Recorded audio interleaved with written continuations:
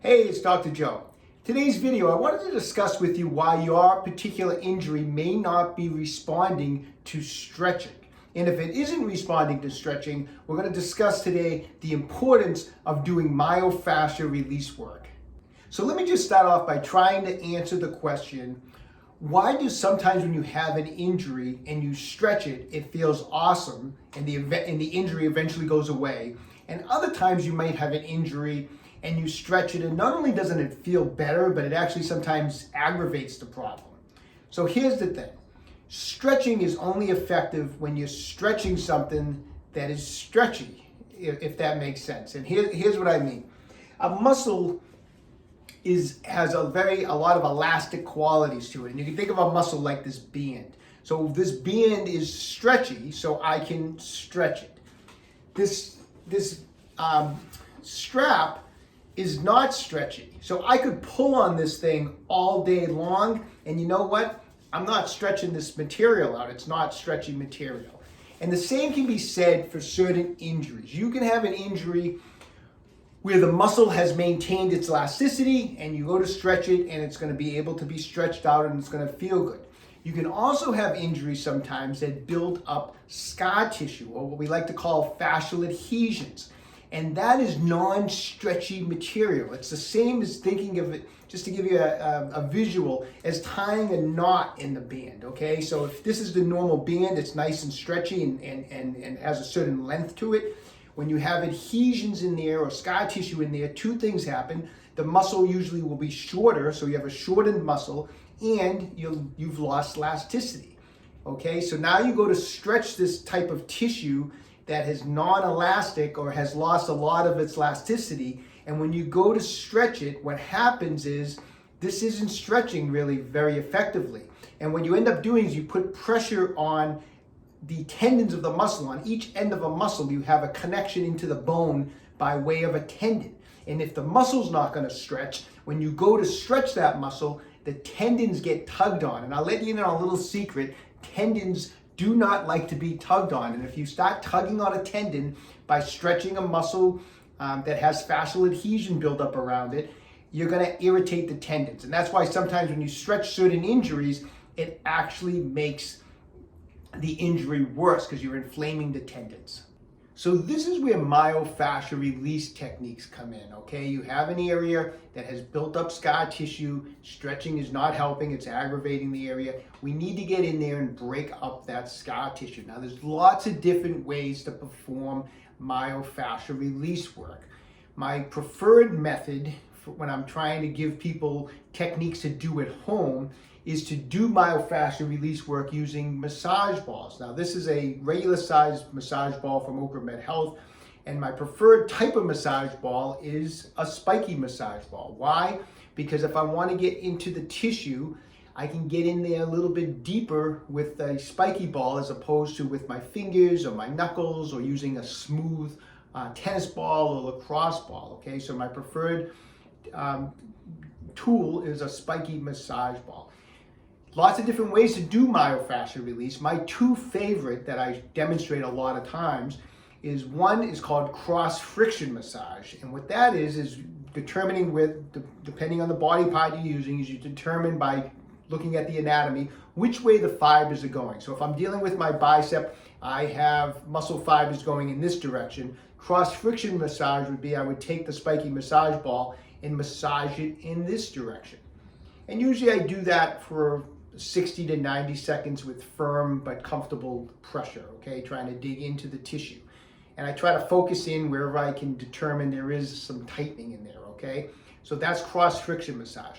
The other technique that I'm a big fan of is called a pin and stretch technique. A pin and stretch technique is where we use the ball to pin some of the tissue where there is adhesion and then stretch it. And by doing that, we help pull apart those adhesions. So for example, once again, if I'm talking about the bicep, when I flex the elbow, the bicep fibers contract, they get shorter. So if I get in there with the ball now and I push in and trap that tissue, say I feel like I have a knot right about here, I push in, I trap that tissue. Now if I extend my arm out while I have the tissue trapped, I'm gonna help break up any adhesions in there. Now, once you've done cross-friction massage, pin and stretch technique, and we've done some work on it, sometimes it's a matter of a couple days, sometimes a couple weeks, and we've broken up some of that scar tissue in there, now you can begin adding back in your stretching, because now you have something that's stretchy that you can work with. But until that point, the myofascial release techniques are going to be the primary way we want to get in there and work on it until we break up some of that adhesion. So let me give you a demonstration on a couple different body parts on how you can use a spiky massage ball to do some myofascial release work.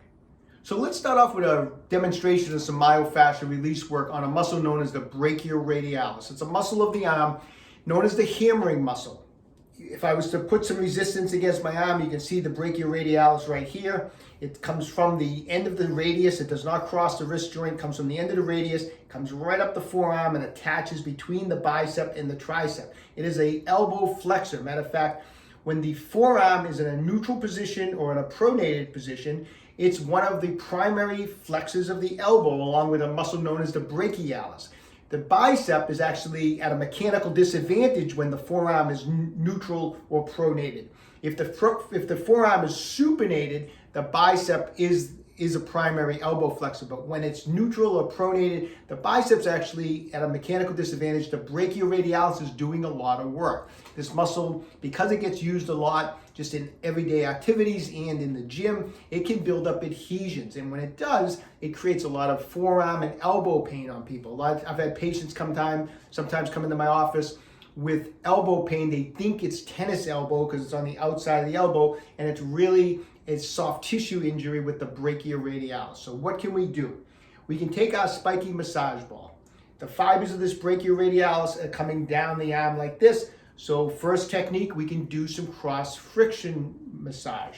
So I'm going to get in between the bicep and the tricep, and since the fibers are going this way, I'm going to go this way. So I'll get between the bicep and the tricep, I'll come down, and I'll go all the way down the forearm.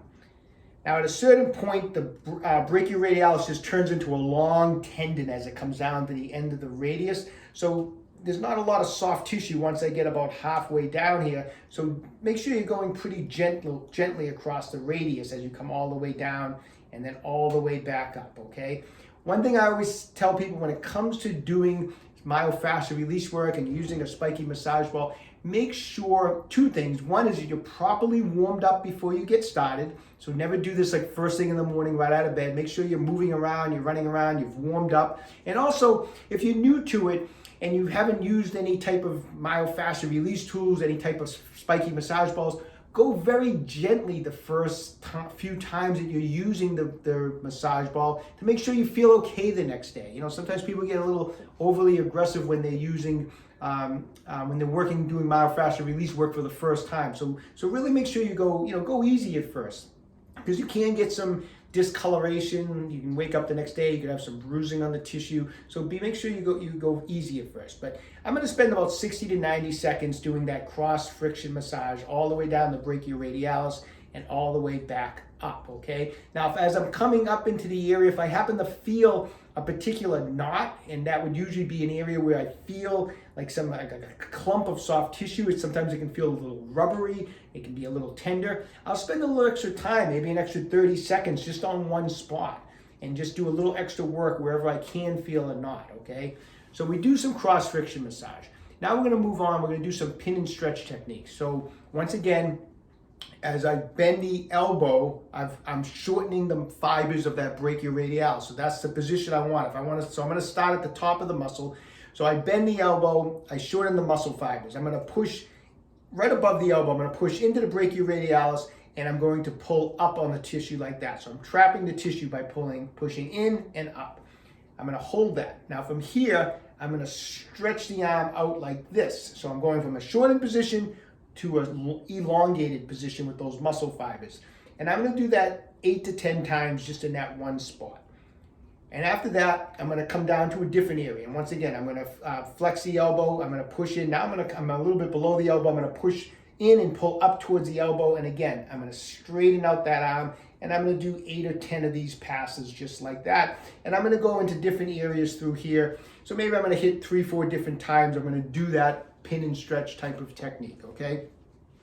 I would do that every other day. A lot of times myofascial release work is most effective when you go every other day. It gives the tissue some time to recover. If you're trying to do it every day, a lot of times it's like going into the gym and doing biceps every day. It's not very productive. The muscle never gets a chance to recover. So keep that in mind. Let me show you one other area you can do some myofascial release work. Okay, another muscle that deals with a lot of fascial adhesion buildup is the trapezius, in particular the upper trapezius muscle. A lot of people that either whether it's from exercising or from sitting too much during the day and having our head down at our phone or at our computer, this is an area that builds up adhesions, okay? And once again, stretching it a lot of times aggravates it. So let's get in that upper trapezius and do some cross friction massage and some pin and stretch work, okay? So I'm gonna take the ball here.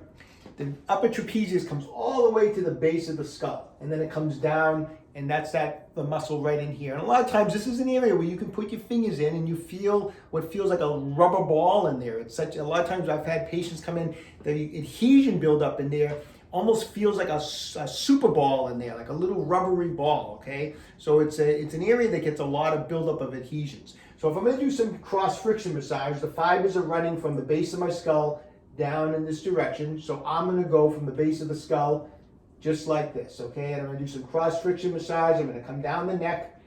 I'm gonna come over that upper trapezius, and I'm gonna come back up to the base of the skull again. And I'm gonna go back and forth, once again, 60 to 90 seconds. If you find an area where you really feel that knot, spend an extra 30 to 60 seconds on the one knot doing cross friction massage. Nothing wrong with that. That'll actually get a little more release in that particular area. Spend some time up and down. Now, how are we going to do a pin and stretch on this? I want you to get in on that upper trapezius by pushing the ball in on a knot. So if you find the knot, push in and kind of pull towards the shoulder a little bit. So push in and down a little bit towards that shoulder. And from this position, I'm going to hold the ball. I'm going to look down the opposite to the opposite shoulder like that, nice, slow, and controlled. And then I'm going to come back up. And then I'm going to look back down and come back up 8 to 10 times. I'll show you from this angle. I have the ball here. I push in. I pull towards my shoulder, so I'm trapping tissue. And then I'm going to look down to the opposite side. Just like that, 8 to 10 times. And once again, just like the brachioradialis, we're going to do it in 3 or 4 different spots. You can start from way up near the base of the skull, come down, and just work your way along that upper trapezius muscle 3 or 4 different times. It's going to feel really good. You're going to get a lot of blood flow in there. You know, should you work on these muscles both sides? Yeah, I mean, focus in on the muscle that's the main problem, but there's nothing wrong with getting in on the opposite side and doing a little myofascial release on the opposite side. You know, a lot of times the opposite side might feel good, but when you go to do the myofascial release in there, you find that you have knots in there. They're just not bothering you at this particular time, but it's almost like a time bomb ready to go off. So you might as well do some work on them and get ahead of the problem, okay? So there's two different muscles that you can do some myofascial release work with a regular size massage ball. Give it a try. Remember those techniques. You can use them on any muscle group. Cross friction massage and pin and stretch. Anyways, I hope this video was helpful. Stay young and train hard.